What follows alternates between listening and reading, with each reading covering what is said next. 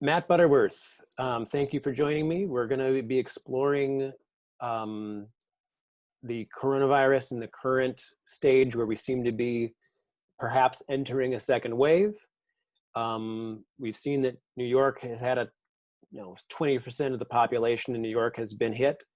And California is probably much, much lower. And other places in the country are being hit, but I want to kind of somewhat focus on California and as an example of what to expect in this potential second wave.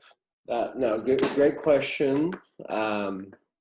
There's so much unknown.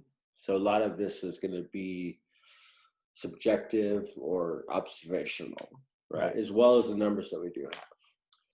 And what I'm doing here is I'm comparing against the flu, not because it matters, but because that's what typically happens every season, and is kind of a benchmark to compare against. So worldwide, we can see the positive, COVID tests, the COVID deaths, compared against the flu estimation of 15% getting it, 0.1% proving fatal. Worldwide, you have that. COVID, you have that. So worldwide, we're at 36%. US, we're at 231%. Right. So in a typical year, it's actually, some years more like 35,000. The way I did the numbers, it puts it at 50,000, just to kind of give it a more of a middle ground. So the US is right now is at 231%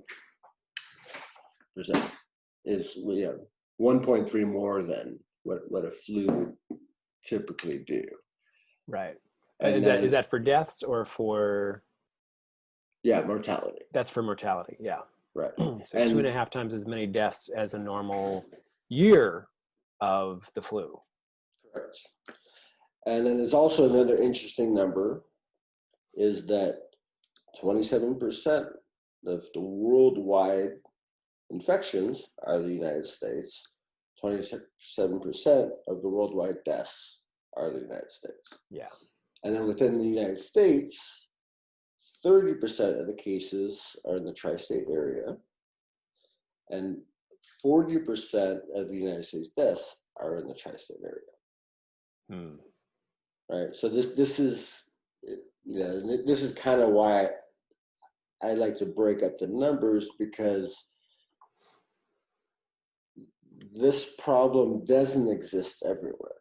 I don't have all the states here, but if we just do a sampling that I have, you can see that Massachusetts was, 720% more than the flu. Right? Wow. They had a bad experience. Michigan, is more like 4 times. Louisiana was 4 times, even though Louisiana technically didn't have a bad experience, but the numbers actually say otherwise. Right. But then, but we look at California. We haven't even hit flu numbers yet. LA County, which is the epicenter for California. Right.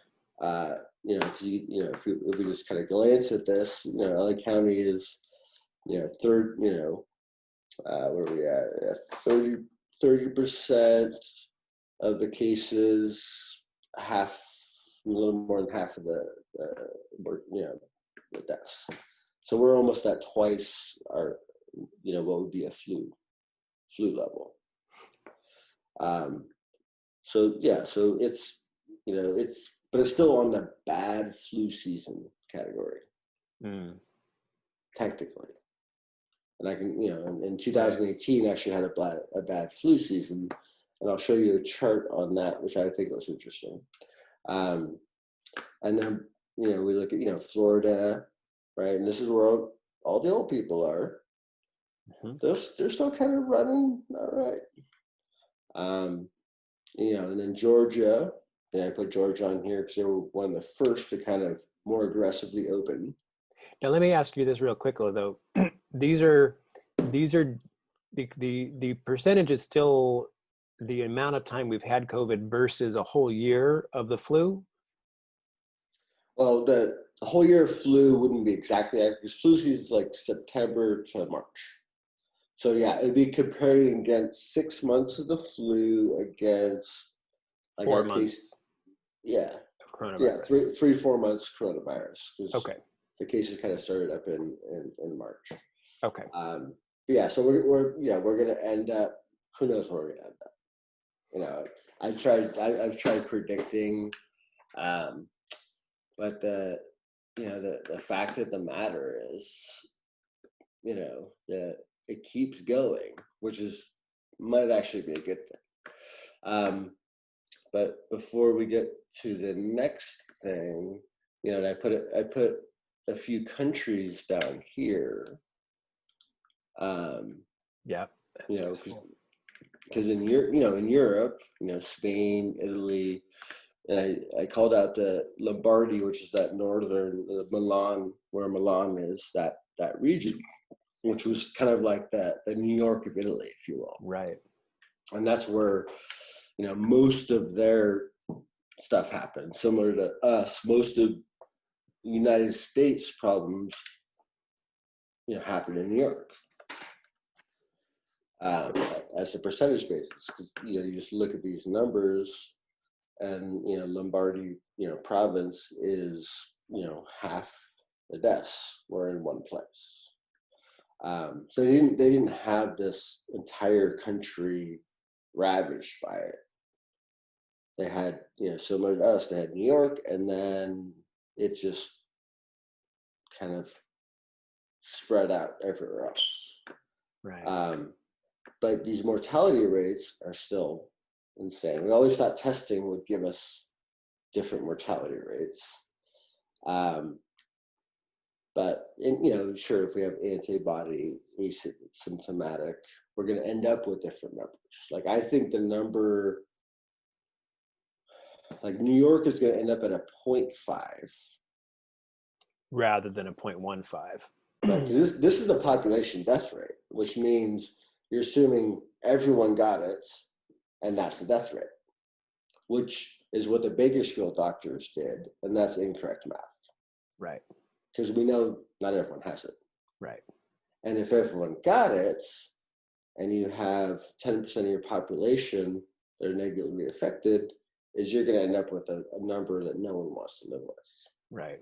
So I have it here just as a reference. So if someone tells me New York death rate is going to be less than the flu, this 0.15 at a population basis is already higher than the flu. And then it's only a 20% saturation, so it's definitely going to be much higher. Right. So almost for certain. Given that we don't come up with some sort of miracle way for treating this and preventing people's deaths. Right. So New York, if I were just guess from my observation, is going to end up at a 0.5. Right. And which would be 5 times more deadly than the flu. Right. So it's not Hong Kong flu, I think, which was 1%. It's not the original SARS, which was 5%, or MERS, which is a 10%. So it's not going to be as bad as those, but it's still 5 times worse than the flu. Yeah, and it's much more infectious because of the incubation period than those other diseases that were so lethal, right?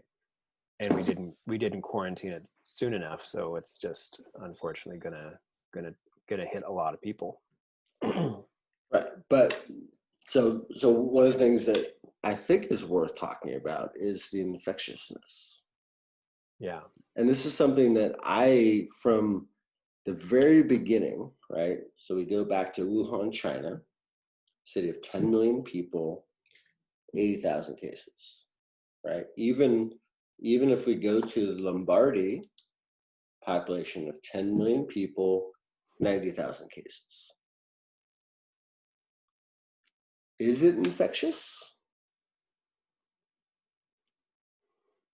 Right. So, and the reason I kind of bring that up is, let's talk about Sweden, right? And I very, very intentionally have Sweden here because Sweden also has 10 million people, just like LA County, just like the Lombardy province of Italy, yet they've only have reported 50,000 cases. And this is the country that didn't do the lockdown. Yeah, they restricted more than 50 people getting together, encouraged people to work at home, used the education, good citizen approach. But why do they have less cases than Lombardy, province of Italy, LA County, in the United States? Yeah. And do you have some theories for that? To speculate, just speculations. The speculation is, and to me, which has always been my observation from the beginning, is this is not the measles, right? Measles is one of the most contagious diseases that we have. Like the measles will literally jump onto another person. I'm joking, but the numbers that I've always seen from the beginning in China, and then looking at South Korea, looking at Lombardy, Italy, looking at LA County is, yeah, we have this asymptomatic antibody component to it, but there's also suggestions that it doesn't spread that way, right? You probably saw the comment from the World Health Organization that noted that there were some countries doing contact tracing, and they were finding that asymptomatic spread was rare. That comment was misconstrued, right? Because that wasn't a scientific study. It was just the observation of the results of contact tracing from the unnamed countries. But I would suggest that actually might be true. And I actually have a real life example of, I'm going to try to depersonalize this. So somebody that we know well, that I know well, tested positive on the antibody test. So she had it at some point. Her husband tested negative.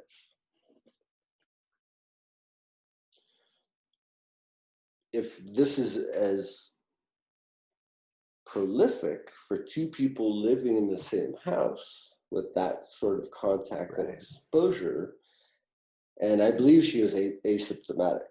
She was trying to sell me on a conspiracy theory where she had it in November. And I'm like, okay, that's cute.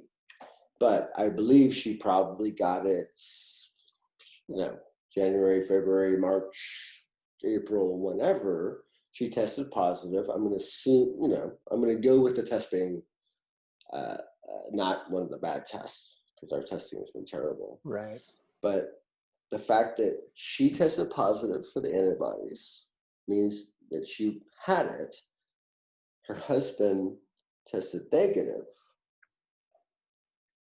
Also suggests that the asymptomatic spread may not be a thing.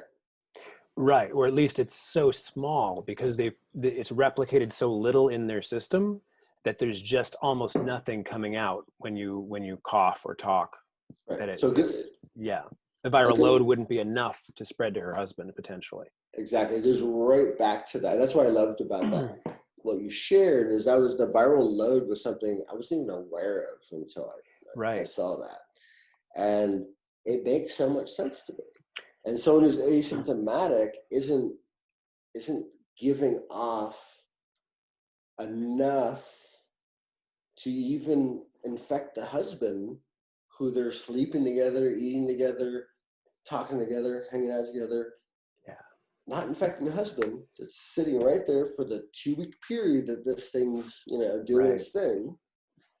Also, to me, as a more anecdotal, observational, but it does follow in that comment from the World Health Organization. They walked it back because it was misconstrued, but what they said wasn't wrong. As they just didn't observe it. Their observation was that it was rare, and it was misconstrued by Right. people. Right. And I had to correct some people on that note. They're like, "Oh, well, they keep changing their mind." I'm like, no. Watch the original video.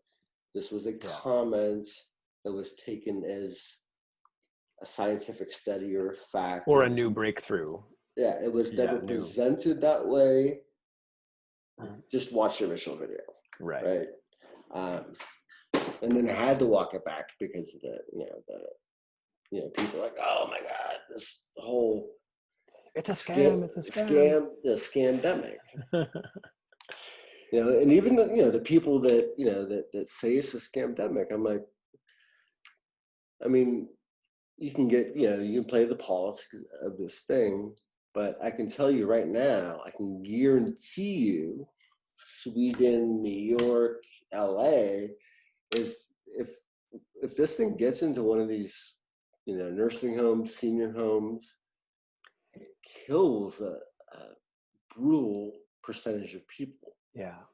Right. And that's one fact that has always been from China, South Korea. Like, that's one fact that's always been true. Yeah. Right. This thing will, people, oh, how many life years is it erasing? I'm like, one is right. an inhumane game to play. And, because if it's 1 or if it's 10, I personally will fight for 1 or 10. Right? I don't want it to be just a statistic. Right. If we can prevent it, then yeah. And I think that one of the best examples of not just Sweden, I mean, arguably the reason for lower numbers of deaths in some of these places like Sweden and South Korea, is that they're just handling it better. Like, they're not quarantining the shit out of their entire country, but they're handling the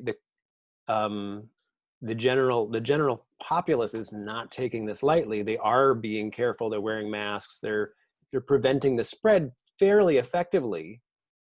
So that it's not doing a huge bomb of spreading in a major city center, and like it did in New York, or like it did in the north of Italy, where it's, if it's an explosion for a couple of weeks, you don't know who's sick or not, but they're beginning to get sick. That's the most damaging, that seems to be the most damaging way it spreads. Yeah, no, 100%. Like, the countries that took it seriously have done the best. And Sweden, they're at 3 times the flu rates. Right. So that, and they've already admitted that the mistake they made is they didn't keep it out of their senior homes. So a lot of their deaths are from that. Right. And and the other note is that the Norway, which I have right under there, is because that's their neighbor. Right. And and you have a much different number. And one is Sweden made a mistake of not also taking it seriously in respect to the senior homes. Right. They let it get in there, and it did its things. Norway also doesn't. Apparently, Sweden has bigger senior homes. Like, the quantity of people per facility is much larger in Sweden than it is in Norway and some of their neighbors. Yeah. And that one fact really affects things, because if it gets in one place that has 5 people and kills one of them, right? It doesn't, even though that's 20% of the population, it's still one person. But if it gets in a place that has 100 people and kills 20%, then that's 20 people. Yeah. So, so anyway, Sweden's population might be turning on their government because they might not be totally happy with, some of the more recent articles. They might not be happy with that approach. But regardless, the countries that did take it seriously, your Taiwans and some of these, they're fine, right? They stopped at their borders. They did all the things, and they're fine.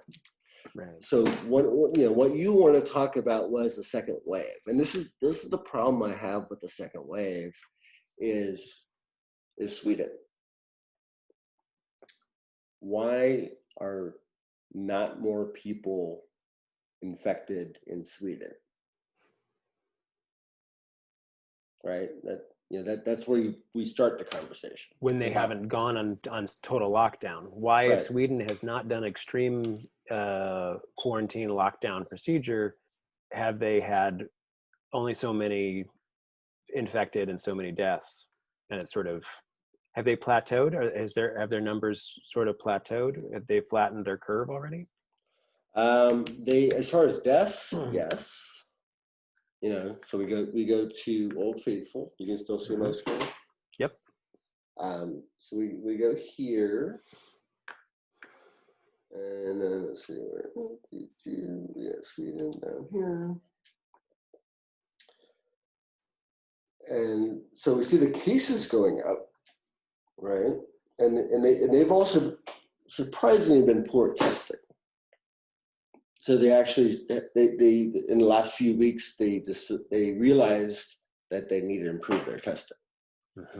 So the new cases is likely that their testing isn't good, which also makes it hard to evaluate the data, right? Because the United States was so far behind in testing, but now we're actually not. Right? LA County is like, you want to test? Come get a test. Everyone test. And I think Sweden is finally catching up with that. But the number, we look at the deaths, right? So they peaked, April 21st. And, your trend is going to be downward from there. And it's still, it's only infected maybe 10% of their population, or what was the percentage of their population we're looking at? They did some antibody sampling, and I think they're about 30%, where at this point they wanted to be at 60%. Because at 70% is where you start talking about herd immunity. Right. So I think and this is just sampling, because they haven't tested everyone, but they fear that they're at 30%, because this thing's not spreading as prolifically as they thought.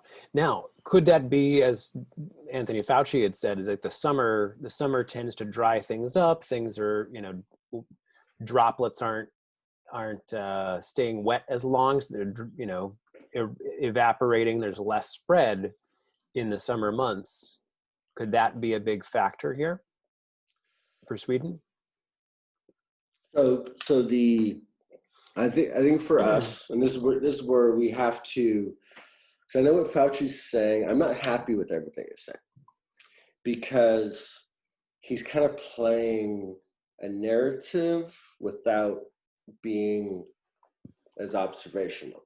So what we have now is we have the Southern Hemisphere going into winter, right? So instead of us guessing what's going to happen when we go into winter, let's just look at Australia. Let's look, right? Let's look at South Africa. Right, so let's look at yesterday. So Brazil has got some problems, which is in the Southern Hemisphere. That's a great one to look at then. Right. So So it's one of those that I've been looking at because of that factor of what it, is, because the flu has a weather component that's been studied. That's known. There's a certain temperature, humidity that it's most virulent in. And yeah, so we see Brazil kind of kicking up. Australia, New Zealand, they're still doing the kind of the whole lockdown.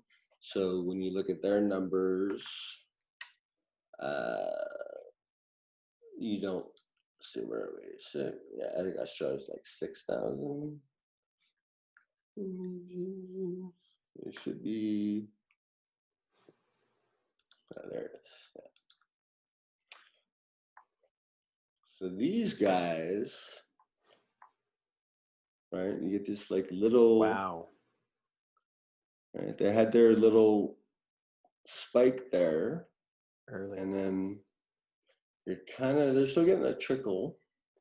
But they're going into winter, and there's not a lot. They flattened the curve better than most countries by far. Yeah. They really flattened that curve. Yeah. And they only ended up with 7,200 cases, 100 deaths. It's amazing. Right. And they were more like, Australia was cool because they didn't stop people from working. Like if you have to work, go. But they closed bars, and they were more kind of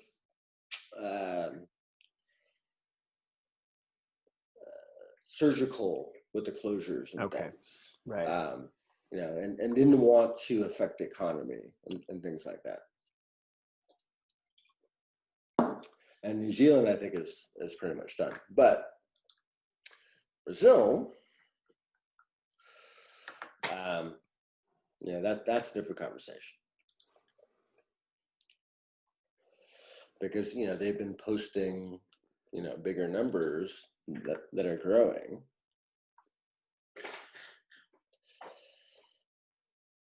Let's see. And maybe they hit the peak last week.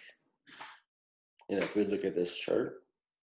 So you ask the big question that's affecting decision making for schools in the fall, and lots of different activity in our economy, education, all of these things is there going to be a second wave, quote unquote? Is this going to come back in the fall? And I forget where there was an article or a video that talked about the fact that it's, because the flu's gone, right? The flu's probably gone in April because it doesn't survive the weather. Right. But coronavirus does. Clearly, and there are a couple cities that are having growing numbers in America right now to suggest that it's at least heating up again. So so we look at California, right? We had that beginning of April, we hit our spike. It came down. They did more testing. Now we're opening up, and so we're seeing these cases grow, which can be alarming. But the more important thing to look at is the hospitalizations. Right.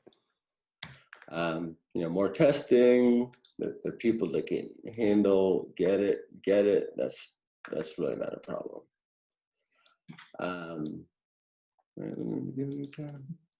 So California, we have our site is what the governor's looking at, and the chart is the best, but this is the one to watch. All right, so we have ICU. Wow. It's 1,100. The peak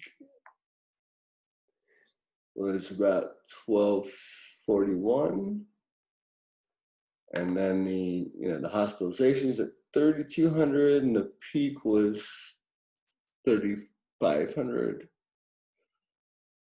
So we're seeing a little uptick. Mm-hmm. But is it? That doesn't look like a second wave yet. No, I would say it does not look like a second wave. I look at this every day because I know this chart right here for us that live in California, this is going to dictate what happens. Yeah. Right. But there's also another factor of, the tolerance of the people. Yeah. Right. Well, you have livelihoods, you have jobs, you have, feeding people, you have, there's so many components to this where, health is a part of it, but the health is becoming less important for people that need to pay their bills.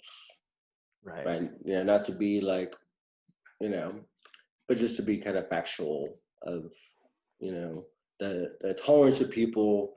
And I haven't seen recent pollings. I know initially California was like 90% on board with shutting down. Right. I've been looking for recent polling because I'm curious if the conversation is changing. And I see it changing, with some people. And I went out to dinner tonight with, the wife, and you could tell that, the conversations about kind of masks and interactions is changing. But I haven't seen a recent polling. So the other thing that we want to look at. So this is the California, the deaths, right? And we're this couple days is higher. We always want to look at those averages because the reportings, weekends, backlogs, the reporting is not as consistent as you would want it to be. But we're not seeing a spike there. The fatalities are kind of been what they've been for some time. And you look at a place like Georgia,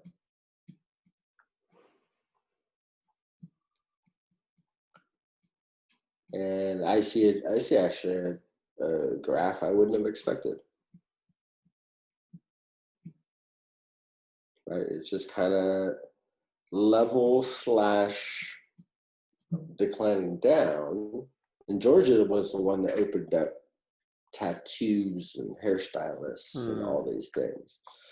Florida was a little more, kind of prudence, but they are seeing. Come on, you can do it. But they are seeing a spike.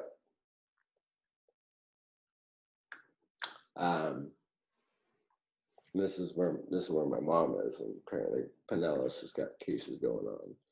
But they're also seeing on the the fatalities, kind of a similar chart.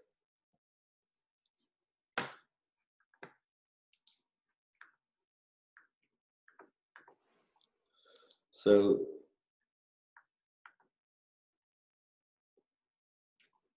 as far as so Brazil, I think, is an interesting case study, is because where they're located geographically, were they just 2 months behind us as far as like it getting there, doing its thing, and now it's going to do what it was going to do, and they're not taking it seriously as they should. Or is Brazil exposing the weather component to it? Right. If they're going back into winter, is that partly why they're seeing such a big upswing? And also, like, to compare them to Australia is probably not fair, because Brazil, from what I understand, is a much more tropical, like humid environment than Australia. So I would imagine Yeah. Australia would be far less a less spreading thing, since droplets evaporate very quickly in dry environments. You're not going to have as much spreading in a dry climate like Australia as you would in Brazil. Yeah, 100%. So for Brazil, kind of what I would be curious is, where, because this thing kind of has this time frame that it does where it spikes and then kind of cruises. And California never spiked; it just kind of cruised, right? New York spiked and then is cruising now. Right. So I'd be curious to see with Brazil, because if it does fall off, by July, it then, Suggests the weather is not a major factor. right, because it But should if it then extend through October, right? As right, far as the if the change of weather seasons. right, if the weather is the key factor, so watching Brazil is going to be really important in the next few months. That's a great point. And The other thing, though, I would just want to posit this possibility, this dark possibility with California, since you just said we never really had a full spike because we basically cut it off early. California may not have even experienced a first wave technically yet.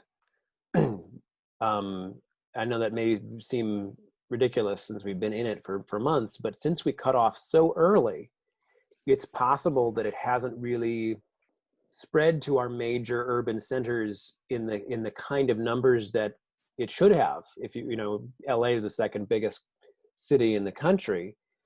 If we really cut it off before major spreading, but now we're just reopening everything, we could see a spike like New York in California that we just haven't seen yet, because we don't have enough people in those major urban centers who have antibodies. and like that's such a fair question, but we haven't seen that in any other country so far. And then we go. I got Georgia up here because Georgia, right, kind of opened up irresponsibly fast, right? And they still don't see a huge spike. So, right, so that's where it's kind of and this is California's looking at these Florida and Georgia, Right. and it's like, okay, and that's why we've been accelerating our opening, because one is we're not seeing spikes, and two is we're just looking over there and not seeing spikes over there. Right. And then if you look at China, South Korea, some of the earlier countries, and even Italy, they're not seeing it either. Right. So there's and if you just go back to the original, my first thought was with South Korea and how incredibly well they handled this from the get-go, because they're used to it, because they've had other pandemics or epidemics hit them. They're an example to us all that this can be done in a way that you don't close everything, but and you still keep the numbers relatively low. And maybe that's what we've all figured out, basically how to mitigate this while still living our lives. Maybe that's what we're really seeing, is that people are being relatively safe in most indoor places, at least. And so the aerosol and ballistic particles aren't spreading that quickly because people are wearing masks in grocery stores and whatnot. If that goes away, we will find out very quickly within weeks, hopefully, if that's a terrible idea to take off the mask procedures. And I would agree with you, because like, oh, we don't know, but then we have Sweden, right? Yeah. And the problem with Sweden is, if we're just looking at it from a data processing logical level, is you have this country, no masks, social distancing, education recommendations, and they're not posting these numbers. They're actually upset that it's not spreading as prolifically as it should be. Right. Right. And this is just, I understand the scientists and I understand the reasons why they think what they think, but we also have to just look at what we're seeing sometimes too. And maybe we go to Sweden. Someone send 5 scientists. I don't care. Let's go to Sweden. Why isn't this thing spreading in Sweden? Right. There's an answer there, right? There's always some sort of answer to these questions. And maybe it's the summer weather there. I mean, maybe it really is. Maybe the weather is a major factor for them. I knew this wouldn't be bad for California. I guessed that Washington State, St. Louis, New York would have trouble, but St. Louis didn't, because they're in a similar weather pattern. I was playing the weather game. But Washington didn't get as bad. They had the initial problems, didn't get as bad. St. Louis didn't do a whole lot. But New York did. Because they're in a similar weather pattern in Milan, Italy, and Wuhan, China. So that was one of my initial theories. And I looked at the United States and saw, kind of, it's not a flat line. It kind of, waves. Right. And if weather was a pure component, we would have seen that there in the United States, that same pattern. If age was the defining component, Florida would have been wiped out. But we're not really seeing those things. I think the viral load makes sense. New York has a density. You get people on subways, and most of the transmissions are happening at home or in public transportation. Right. There's 2 places are happening. It's home and public transportation, and these are coming out of the contact tracing for the countries that are actually doing it well. Is all this other stuff we're doing doesn't actually matter. The masks, the grocery stores, blah blah blah blah blah. It's sustained contacts with people, exchanging of the viral load is what matters. You don't need it walking down the street. You don't need it running down the street. No. You really don't even need it in a grocery store, because you're not going to have contact long enough with somebody. Again, the thing about the grocery store is if it's for the people that work there for 8-hour shifts. If you have enough people going through the grocery store and just a few of them, are spreaders and don't even know it, you could potentially put enough viral load in the air for it to eventually impact the people working at the grocery stores.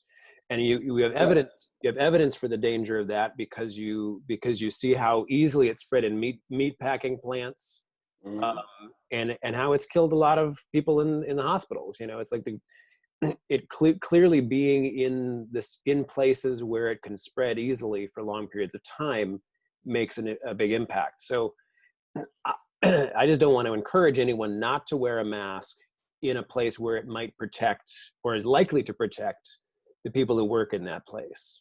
No, 100%. But this is why we're 5 months in, and I posed a question to the mayor and LA County Health. Is we hear that asymptomatic spread is rare, right? We had that conversation. I'm like, from our contact tracing, are we finding it rare or common? Because that's a very important thing to know. Right. Because then, to your point, is if asymptomatic spread is rare, then really all you're worried about is symptomatic individuals.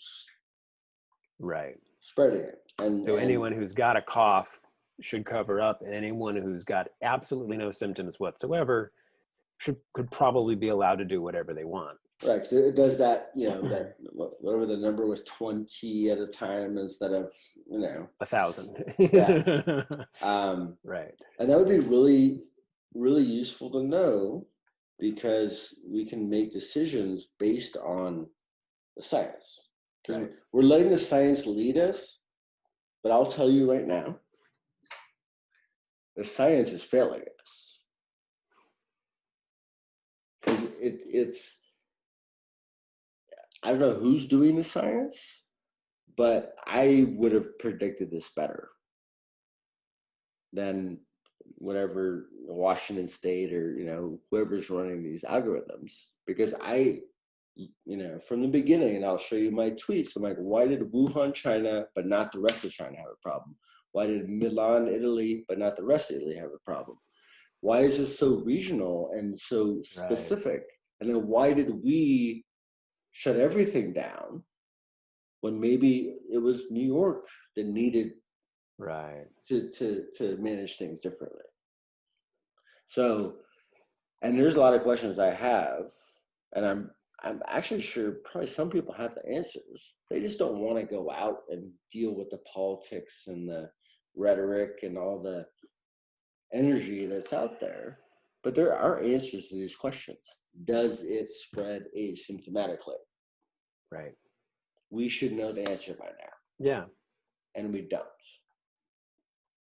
Science is failing us, or the prioritization of the direction we're pointing our scientists is failing us, because they're looking. Let's go after this vaccine. What if we don't need a vaccine? What if we just need to know how to manage this virus as in a civilization? So let's divide and conquer. Let's put the resources to solve that. But then how do we solve, because that's, now we're talking about first quarter next year. Right? We still have 7 to 9 months to survive. So let's let those guys run after the vaccine. But how do we manage the next 7 to 9 months? Yeah. And this, let the governors decide, right? And then the governor's like, well, we're going to let our county health systems decide. And the county health systems in San Diego, their guy quit. Their person quit because the citizens we don't want to wear masks. So they quit. They hired somebody that would let them wear masks. Right? And I'm a believer in science, but I also know science is failing us, because I'm asking questions that we should know the answer to. Yeah. And this is a virus. It's deadly, but we're still not correctly communicating what people need to do to stop people from being hospitalized and stop people from dying. Because that is the actual goal. It's not coming up with guidelines for the kids. That is such a wasted time and effort. Kids are fine. 0 kids in California have died. Right? It's if the kids give it to grandma, that's the problem. But let's solve that a different way. Let's not space their desks out. Let's not make them wear masks. That is such a waste of time. You cannot control kids that way. Any idea that anyone's going to present that as a solution is 100% completely insane. You cannot get kids to conform to that agenda. So all you're doing is actually wasting your time. Right. Because the end game is they're going to interact. If they have it, they're going to spread it. It's going to get somewhere else. Right. So the problem we want to solve is between when the kids get home and grandma. Right. And just solve that problem. Don't try to prevent kids from getting it. Right. Because that's going to be impossible. We actually don't have as much information from March 11th to June 13th that I would have expected to have. So now I'm saying, well, let's go Sweden style, right? Keep it out of the senior homes, educate people that have exposure to vulnerable people, give them, material, equipment, masks, gloves, whatever's needed to keep them out of the hospital. Let's do that, and then let's everyone else get on with it. Because that's actually where we're at, and it'll take time for the polling, the people to catch up. Because California's been following the polling the whole time. So initially 90% were all aboard. So what do you think the governors and the mayors are going to do? Right. And then as time changes, we're seeing that change. I've been trying to find recent polling, because the polling is actually going to drive what we do next. Sure. Right. And that's all we're doing, is we're playing politics, popular opinion, and that's what drives all of this world we live in. It's not even, it's kind of science and medical, but kind of not. Because if the people object, then the science gets thrown out. We've already seen that happen plenty of times. Right? Yep. And I believe in science. I love science. I'm not happy with the way it's been communicated and executed in this process. And maybe there's a reason for that. Maybe there's not. Maybe it's just politics. I don't know. But I'm personally like, hey guys, I have better observations than you. That's problematic. I'm just a guy sitting at a kitchen table, right? That's problematic. Well, I'd say the reason I'm interviewing you're on this topic is you're pretty darn good with numbers and putting them in perspective. So it's better than most Californians. But yeah, I hear your point. It's like, why aren't the experts doing this and giving us more accurate idea of what we should be doing at this point? Right, and that's why I like tweeting at the mayor and the county, because I'm like, let me ask some questions, and maybe no one is asking these questions. Right, and fine. Look, so that's why I always make sure I ask the questions, so just in case no one is actually asking them. Yeah. But anyway, this will sort itself out. It'll be fine. We'll there'll be a balance. A lot of the stuff's going to go away, just distancing, masks and stuff, because the numbers don't actually support it. I am going to be much more conservative and not be haphazard about it. And I'm also understand the conversation for the public. They're not going to want the knee-jerk reaction. Right, they're not going to want the White House saying you don't need masks, you do need masks, like this Surgeon General's thing. So California's been very slow and smooth. So even Newsom's like, oh yeah, we don't need masks, but for another 2 weeks we're going to have masks, and that's probably what's going on, because 2 weeks is my estimate. Where just like San Diego or Orange County, San Bernardino County, they're all throwing out the mask requirement. So it's only a matter of time. We really need to just kind of keep watching and really keep opening, and the all the masks and everything that's been bought, the education that the people had. Should this come back, I think we'll have some more surgical contact tracing, micro-regional responses versus this blanket response that we've been seeing. And there's a chance it doesn't come back, right? Because no one knows the answer to that question. But be prepared.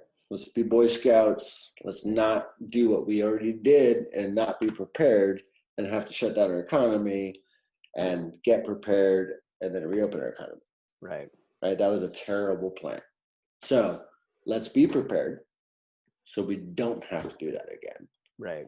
Because it is preventable, it is manageable, and there's ways to deal with this that we did a terrible job with. and we're going to pay the price, and hopefully the price isn't too bad beyond the $4 trillion that we've just thrown on top of the national debt. The world is on the U.S. dollar as a standard, so we can just borrow against it because they're invested in it. Right. Terrible thing, but it's true. And that's one of my biggest challenges with with Trump is not being good at international relations, because if the rest of the world decides to get off the U.S. dollar standard, yikes, we can't get away with this little stuff we're doing right now. Right. Because you have to actually have, credit and real money to be able to borrow. You can't just do it because everyone else is screwed. They're not going to devalue it. So yeah, we'll be fine. Right. So. Well, Matt, thank you so much. This has been very helpful. I think we'll all have a better idea of what we're looking at and what to look for to see the signs of what's coming next.